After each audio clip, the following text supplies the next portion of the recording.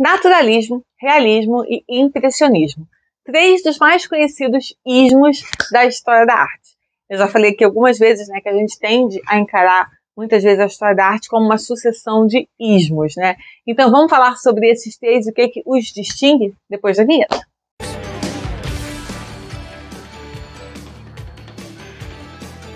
Oi, sou eu, Amanda, aqui novamente no Arte para Você, e hoje vamos falar sobre três ismos da história da arte.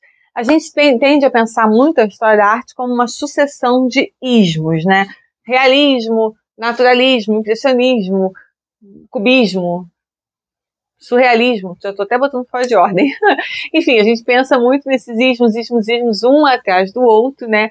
Às vezes um superando o outro, não necessariamente, mas a gente tende a pensar um pouco assim, né? Como se fosse uma sucessão de movimentos. Isso é uma narrativa organizada sob uma dada perspectiva histórica específica, né, sobre um tipo de entendimento, né, de movimento, né, históricos de uma dada forma, né, de uma dada perspectiva, e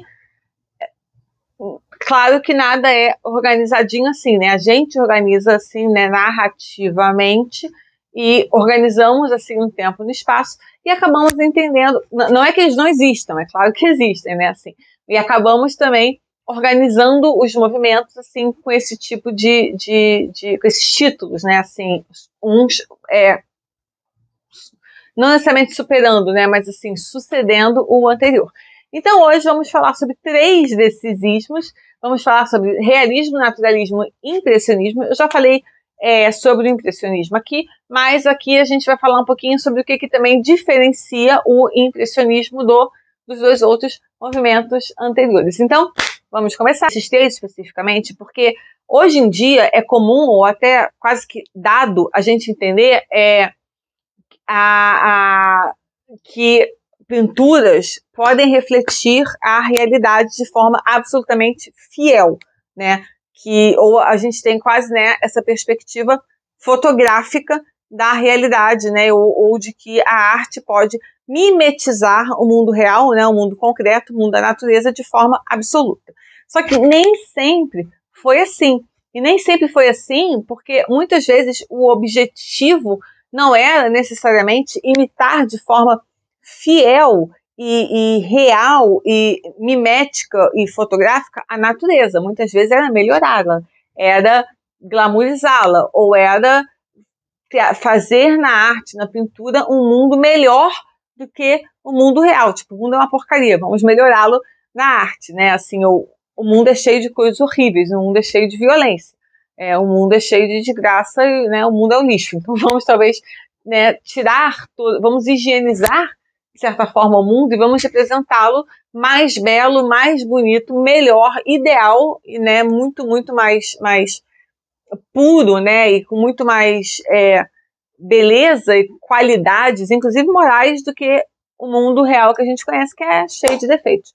E aí, esses três movimentos que trouxeram, né, para a consciência, inclusive coletiva, essa noção de que a arte pode representar a vida de forma completamente real, mimética e absolutamente fiel à realidade objetiva, concreta, física do mundo lá fora. Por isso, então, a gente vai falar sobre esses três movimentos. Vamos começar, então, pelo naturalismo. Primeiro, o naturalismo surgiu por volta do século XIX e ele marcou uma mudança em relação a representar temas de forma mais próxima de como a gente realmente hoje vê. Até então, a arte representaria pessoas ou paisagens de uma forma estilizada ou idealizada. O naturalismo era uma tentativa de representar a vida como a vida era. O naturalismo rural, inclusive, se refere a cenas da vida rural, enquanto ao ar livre, né, se refere, como o próprio nome diz, a cenas outdoor, né, ao ar livre. O nome já fala por si mesmo. Algumas dessas pinturas naturalistas, quando vistas assim meio de passagem, podem até parecer fotografias de tão realistas que elas são. E essas são justamente aquelas que muitas vezes assim impressionam nossos olhos, né? Quando a gente olha, a gente vê, a gente fala, gente, não é possível, é muito real, é muito perfeito. Como é que uma pessoa, como é que uma mão humana conseguiu fazer algo de tamanha fidelidade à realidade física concreta, né, do mundo exterior. Como é possível reproduzir a realidade de forma tão absolutamente perfeita que confunde os nossos olhos, né? A arte se torna quase uma ilusão de ótica. E é isso que essa arte faz. É tão realista que a gente acha que, o que eu estou vendo, né? É uma fotografia, mas ela é anterior à fotografia. Mas ela é tão realista, tão perfeita, que ela às vezes realmente parece uma fotografia. É aquela arte que muitas vezes as pessoas entendem como a boa arte, né? Porque ela é tão real que ela nem parece arte, ela parece mundo, né? Ela parece vida. Pode ser definido por algumas características. As pinturas realistas que começaram a aparecer do século XIX, ela mostra a vida cotidiana e geralmente também tem essa aparência quase fotográfica. O realismo tenta abrir mão de toda e qualquer estilização para uma visão do mundo mais crua, mais cruel, mais nua, né, digamos assim. As pinturas do movimento realista incluem também paisagens rurais, mas também a vida da classe trabalhadora, tanto urbana quanto rural.